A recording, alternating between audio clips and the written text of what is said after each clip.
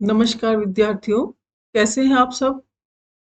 आशा ही नहीं, अपितु पूर्ण विश्वास है कि आप सभी स्वस्थ होंगे, आनंदित होंगे और अपने परिवार का अच्छे प्रकार से ध्यान रख रहे होंगे। इस कोविड-19 महामारी के कारण स्कूल, कॉलेज सब आपके बंद हैं। ऐसी विकट परिस्थितियों में आपको घर पर रहकर ही अपना अध्ययन करना होगा और आपकी अध्ययन संबंधी जो भी समस्याएं हैं वो आपको आपके ग्रुप पर उनका समाधान कर दिया जाएगा। कल की वीडियो में हमने जगन्नाथ दास रत्नाकर के व्यक्तित्व और कृतित्व के बारे में जाना। आज हम उनका प्रसिद्ध काव्य ग्रंथ उद्धव शतक के महत्वपूर्ण पदांशों की व्याख्या समझेंगे।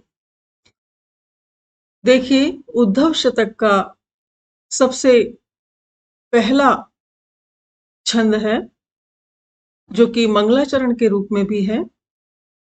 जासो जात विषय विषाद की विवाई बेग, चोप चिकनाई चित चारु गहिबो करे, कहे रत्नाकर कवित्व बर व्यंजन है, जासो स्वाद सौगुनो रुचिर राहिबो करे, जासो जोत जागत अनूप मन मंदिर में, जड़ता विषम तम सोम दहिबो करे, जयति जसोमति के लाडले, गोपाल जन रावरी कृपा सो सहे स्नेह लहिबो करे।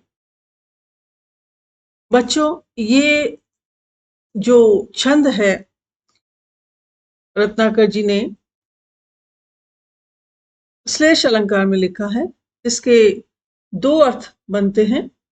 एक तो घी के पक्ष में है इसका एक अर्थ, और एक कृष्ण के पक्ष में है, और मंगलाचरण के रूप में है, क्योंकि जब भी कोई साहित्यकार, कवि अपनी रचना का आरंभ करता है तो अपने इष्ट देव की आराधना करता है। ये परंपरा है। तो यहाँ पर उद्धव जी के आराध्य इष्ट कृष्ण भगवान है। राधा कृष्ण की स्तुति उन्होंने अपने इस ग्रंथ में की है, और यहाँ कृष्ण की वंदना करते हुए रत्नाकर जी कहते हैं, सबसे पहले तो कृष्ण के भगवत प्रेम के पक्ष में देखिए, जासो जात विषय विषाद की विवाई बेग, अर्थात कवि कहते हैं कि जासो जात, जिसकी कृपा से विषय आदि दुखों की जो विवाइयां हैं वो शीघ्रता से नष्ट हो जाती हैं।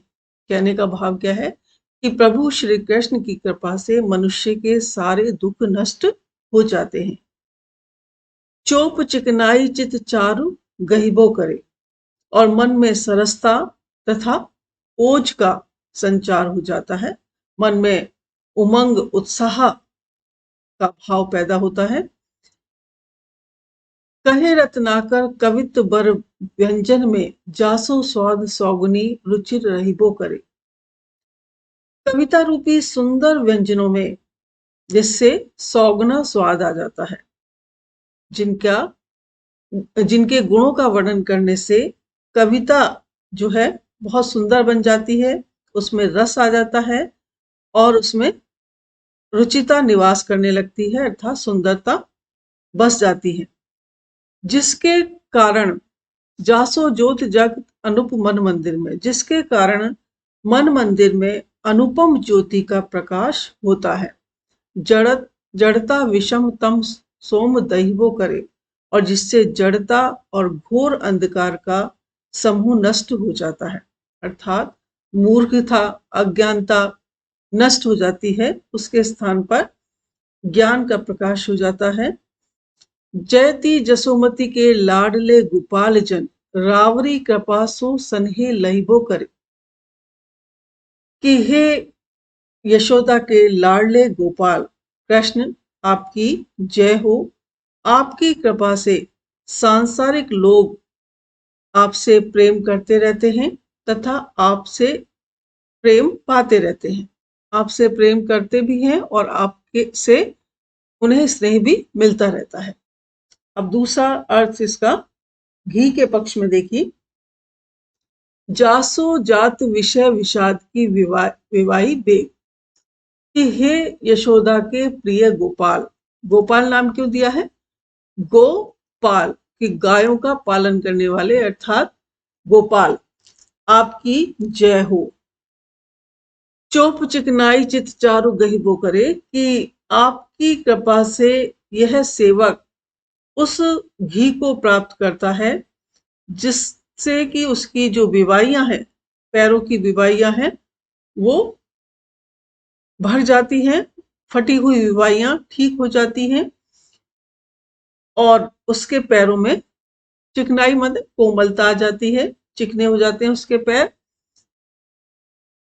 और क्योंकि एक लोकोक्ति भी होती है कि जाके पैर न फटी विवाई वो क्या जाने पीर पड़ाई, कि जिसके पैरों में विवाई फटती है वही उस पीड़ा का अनुभव कर सकता है कि उसमें कितना दर्द होता है।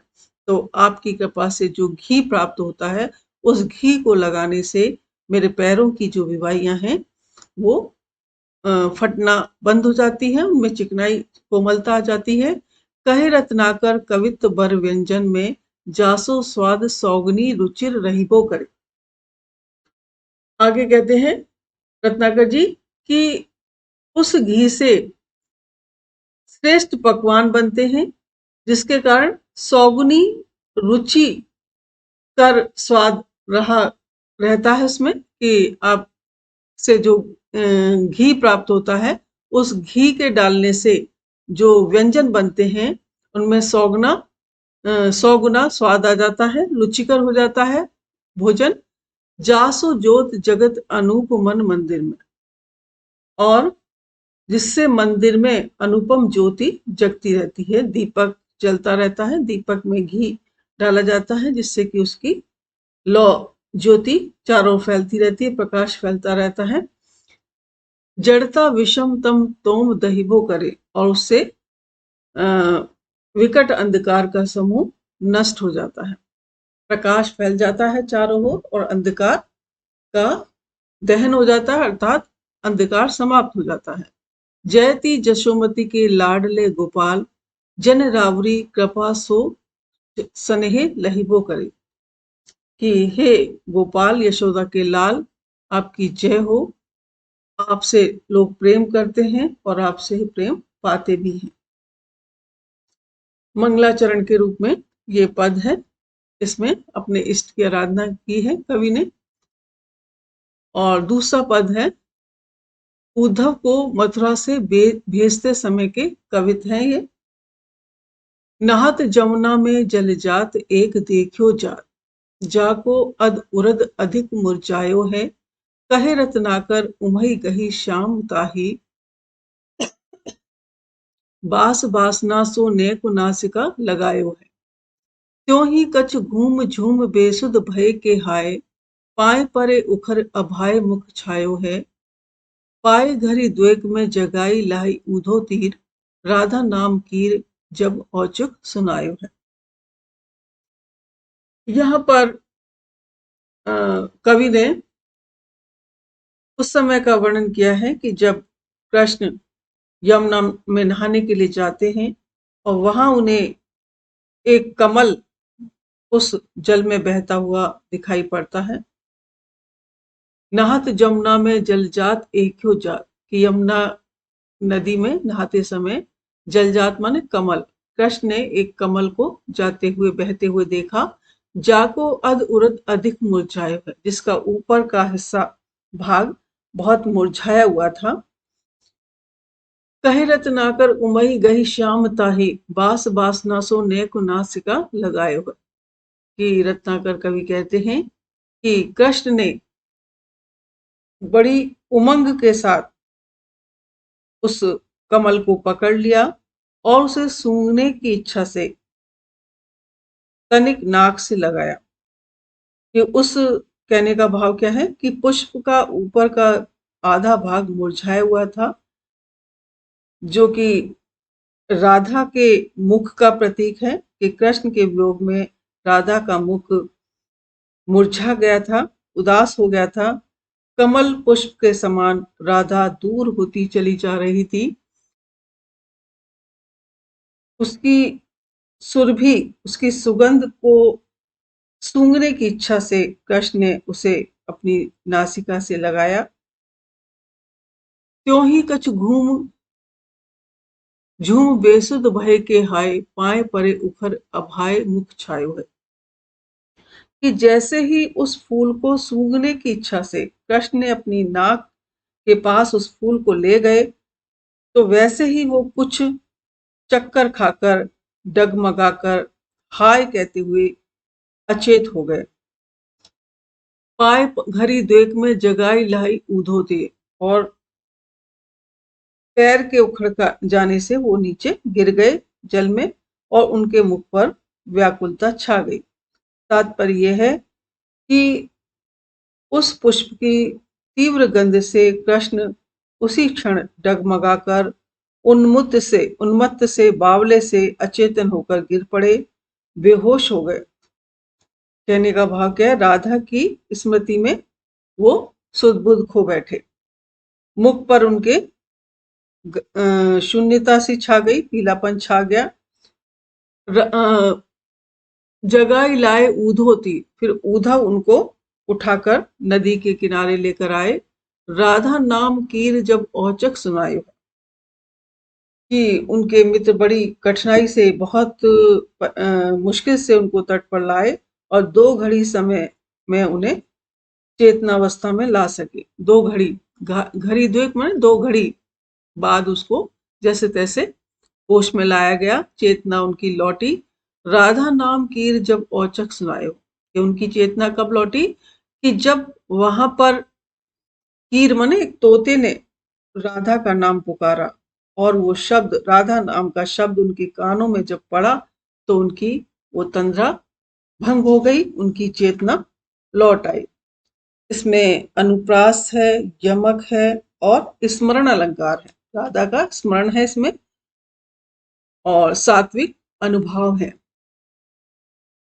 अगला देखिए, आए भुज बंद दये ऊधव सखा के कंद, डगमग पाए मग धरत धराए हैं, कहे रत्नाकर न बूझे कछ बोलत ओ, खोलत न नैन हूँ अचैन चित छाए हैं।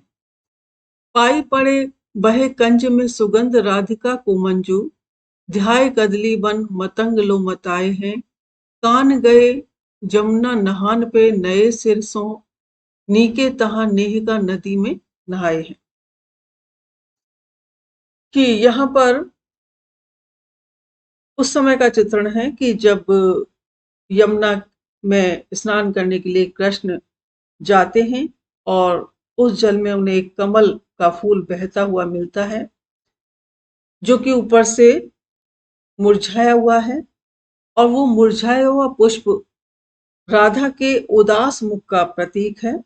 उस पुष्प को देखकर कृष्ण को राधा के कमल के समान मुख का स्मरण हो जाता है, और उसके पश्चात कृष्ण की उस पुष्प को देखने बाद दशा बड़ी विचित्र हो जाती है, अचेत हो जाते हैं, और जैसे तैसे उद्धव उनको होश में लाते हैं। देखिए, आए भुज बंद दये ऊधव सखा के कंध। श्री कृष्ण अपने मित्र ऊधव के कंधों पर अपनी भुजाएं रखकर घर की ओर चले।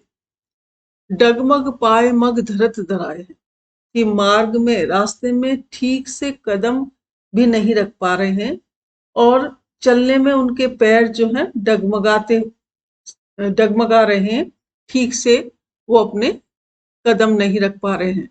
कहे रत्नाकर न बूझे कछ बोलत हो।